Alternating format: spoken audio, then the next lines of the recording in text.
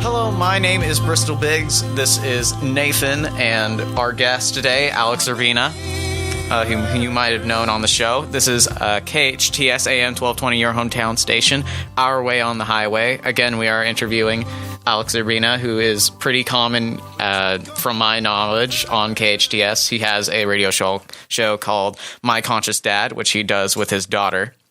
So, Alex, how are you today? I'm doing wonderful. Thanks for having me today. It's wonderful. So, the first question that we have for you is, who is your favorite superhero and why? Oh, that's a great question. Hands down, it has to be Superman. And I think that because it reminds me of my journey as a young boy, thinking that I was just average and ordinary, not really thinking that anything was special about me because I had no evidence until I started to realize and started to discover that there are some interpersonal skills that I have and can develop. And if I really work hard at developing those, I can be the kind of leader that I want to be in life. And so for Superman, when he was a boy, as he started to realize that he had superpowers, that were physical superpowers. For me, it was more interpersonal. It was more of the inner qualities that I developed within myself that made me strong and compassionate and loving and really helping me be successful in life.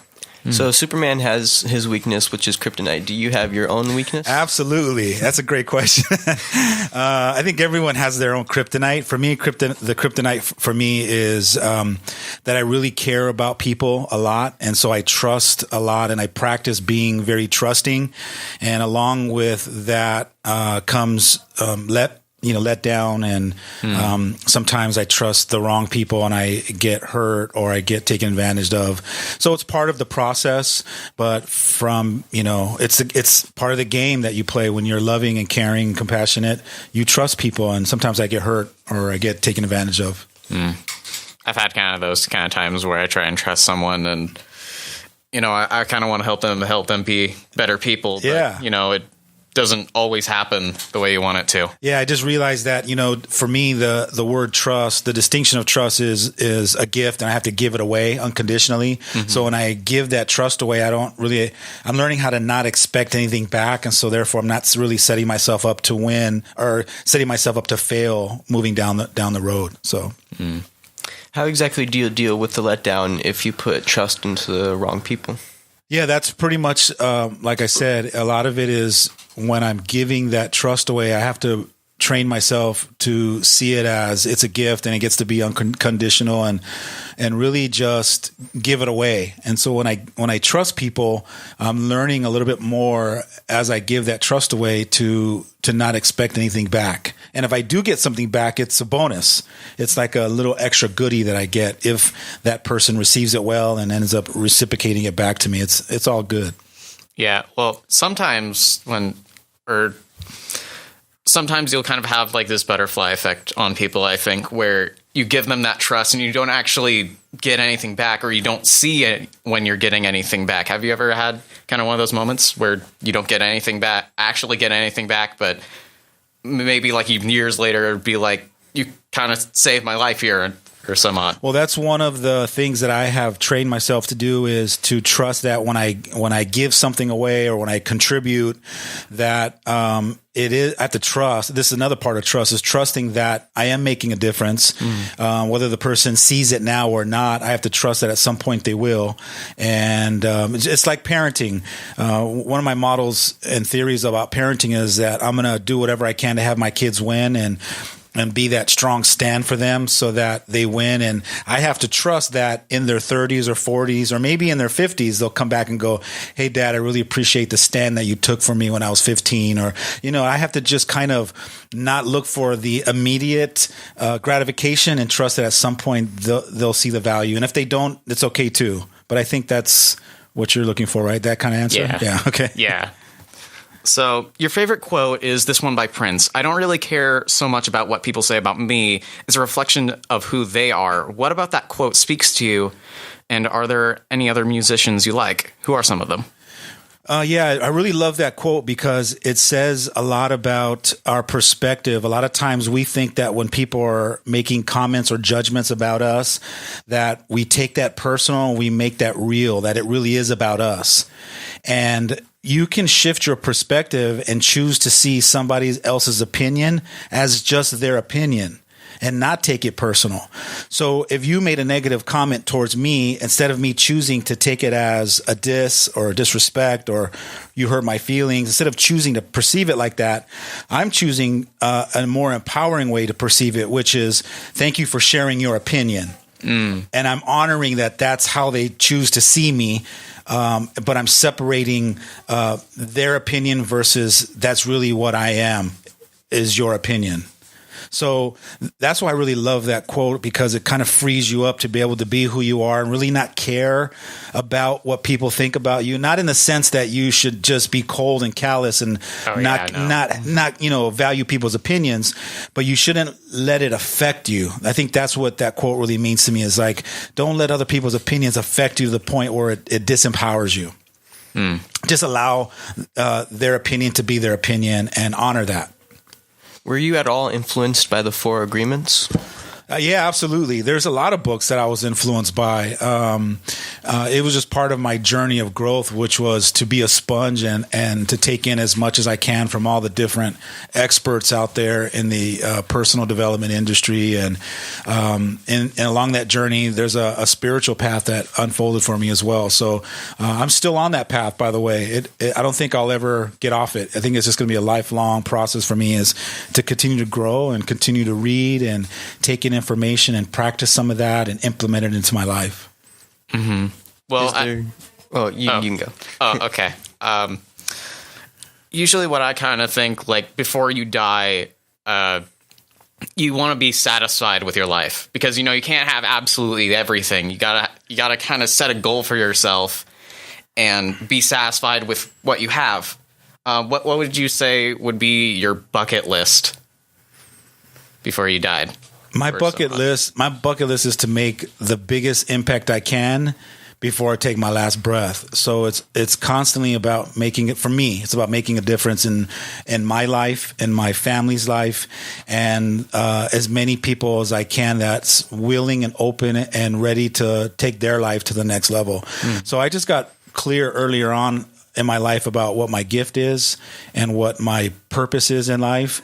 And I embraced it, and I'm living a purpose-driven life, which is to continue to help people be self-aware and to evolve and to live happy, healthy lives of freedom and passion.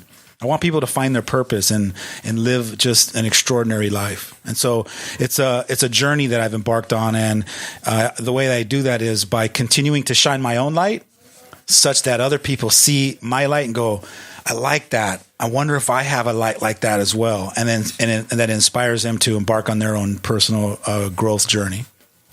Earlier, you mentioned that you're on a spiritual path, and you say you're currently still on your spiritual path. How did you find this spiritual path in the first place? That's a great question. I found the spiritual path on the journey of self-development and personal growth. So I attended a transformational training. It was a 5-day, very intense interpersonal development training. And during that 5-day course, I discovered something very profound. And that was that I wasn't such a bad guy after all. And I tapped into my heart and tapped into my vulnerability. And I experienced my authentic self in that room for 5 days. And I fell in love with that guy. And I decided I want to keep being that guy for the rest of my life. How do I figure out how to be that loving, compassionate, caring, trusting man that was in that room for those 5 days? And so I decided to embark on that journey to keep being that, to keep figuring out how to choose to be that kind of a guy, and to be, a great father and a great husband and just a great leader for the community. So that was my journey. And then along that journey, I started going a little deeper and realized that there's a spiritual path inside there somewhere that is calling you. And it called me, and I answered, and kind of just, it's still unfolding for me. So it's a very amazing and profound experience. That's really, really cool. I can never really see a lot of other people have had kind of those experience. Not exactly the same exact experience, but, the same all around kind of feeling to it. So one kind of thing that I have for you is that what you're doing is kind of, I guess you could call it therapy, Could you? There's some therapeutic components to what I do. The difference between therapy and life coaching is I don't spend a lot of time really working on your past. If you came to me, if you have a lot of past issues that you're stuck, or some insecurities that you really can't get over, and you're really delicate in your mental and emotional stability, then I'm going to refer you to a therapist to get some of that work done. Once you've done some therapeutic work and you're in a healthy spot and you're ready to take on your life at the next level, that's really where the life coach comes in. I'm going to work more with you about being in the present moment now and have you focusing on where you're going. That's the distinction between therapy. Yeah. Therapy is pretty much reserved for people that need to kind of complete their past such that they can move forward. Life coaches, my job is I want to work with the people that already are clear about where they're headed, so I can help them figure out how to get past some of the limitations that stop them, so we can get you to move forward. Okay. Yeah, I can kind of get that actually in the name there. Yeah, but a little bit of therapeutic elements comes into that, because I might have to do a little bit of work to have you go back to your past and look at why it is you are the way you are, or why do you think like that, or why is that fear coming up. So we dabble a little bit of it, but I don't spend a lot of time there, because I'm more committed about having you move forward and focus on what's next for you and how do we get you to create that kind of result that which you desire currently, which is now. But what kind of limitations are in there with that? Limitations regarding what? Like people or some roadblocks. Oh, roadblocks for this. That's a great question. A lot of the limitations is that a lot of people don't want to go there. So they will reach out for support and want a life coach. And as soon as we sit down for the first interview, when they realize what I'm requesting of them and what I'm going to be challenging them on, they get real clear that that's not really the work that they want to take on. So that's the limitation, is the person that comes to me with a really great, excited vision of where they want to go and a goal, they really don't come with a committed effort, and they don't want to really kind of go down that path. They don't really want to be challenged. So the limitation, I would say, is the person that comes to me with wanting to grow but doesn't want to put in the work. So I would say it's their limitation, because I'm up for any game. My job is to meet you and try to figure out how to get you to the next level. So that's my biggest challenge. Yeah, I can get that whenever my mom or my dad tries to pull me out of my room and, tries to get me to go outside or do something some odd. It's just some people don't want to do it. Yeah, and so you know what it likes to be your own limitation. Yeah, right. To be in your own way. Yeah. To be the person that says you want something, and then when the people hold you accountable to doing it, you go, nah, I don't feel like doing it. And now your feelings get in the way, and now all your excuses come into play. Yeah. So I think the limitation's really within us. Sometimes we can be our biggest limitation. Yeah, but once you start, it's kind of snowballs. Once you start getting some results, when you start putting some effort and you actually create a tangible result, you go, hey, I like this. And this works, and so I'm going to keep doing it. I'm going to keep working what works. So you've been saying about other people's limitations. Have you had any limitations? Absolutely. For me, my limitations are what I call roadblocks, and they become not just limitations or roadblocks, but they become now challenges for me. So now I look at everything that stops me or anything gets in my way, any of my fears or doubts. You find a way to overcome it? I find it actually excites me now to the point where I get fixated on, okay, I got to figure out how to overcome this. So now I'm looking at limitations as challenges. So I've shifted the relationship and the meaning of a limitation or a roadblock, and I see it as a challenge that I'm going to figure out how to break past that. So you can become better. So I can become better, and so I can also coach other people when they come up against a roadblock like that. Like in order to coach other people, I have to walk my walk too. I got to be able to have my own breakthroughs and my own mistakes and my own overcoming of those mistakes and my own breakthroughs as well. So yeah. It's like whenever I'm like that, I'm like, come at me, feelings. I kind of get that. So you're an author. The book is called The Inspirational Parent. By now. Anyway, tell us what made you decide to write a book and why that book, and do you plan to write any others? Yeah, 23 years ago, I started this journey of personal growth, and I also became a life coach, and I'm also a transformational trainer for teens. So I have this very powerful 2-day training that really wakes up kids or youth and really wakes them to a higher level of consciousness and really lights a fire inside of their emotional and spiritual selves that they get so excited from that weekend that they want to take their life on. They want to challenge themselves. They want to grow. They come out really excited. And through the years, I realized that when they were babies, all of us, we had that already naturally inside of us, this drive to be something great. And somewhere down the line in our family homes, that light slowly started to die out in our relationships. So I realized that in order to make a bigger difference, I got to work with parents. And so what I started doing is I started creating this parent training. And the parent trainings are phenomenal that I do. And then as I keep growing, there's the deep desire to grow regarding my goal. So it's like a therapist that does one-on-one work. When you get really excited about making a bigger difference, you go, okay, how do I make a bigger difference with more people with my time? And so in order to do that, therapists or experts will now do a workshop or a training that you go from one-on-one to now working with 30 or 50 or 75 people. But how do you make a bigger difference? To make a bigger difference is to write a book such that book goes out and now you can make a difference with hundreds of thousands, if not millions of people that read it. So for me, it's about making a bigger difference. And I've always been wanting to write this book. It's been about 10 years now.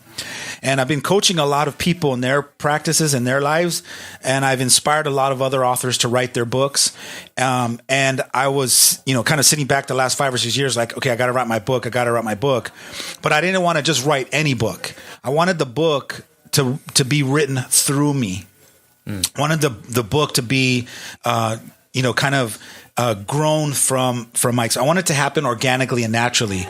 And that kicked in probably about a year ago. A year ago, I just got really committed and really serious and said, all right, I'm ready now. I felt it in my spirit. I felt it right here in my gut. My intuition was like, all right, you're ready. You've been holding off and procrastinating too long. So I started this journey about a year ago, just started writing, and I got myself set up with a team. And here we are. A little bit over a year later, we're going to launch the book June 15th. It's called The Inspirational Parent. And I'll be reaching out on social media to ask, for people to support me on my Amazon book launch.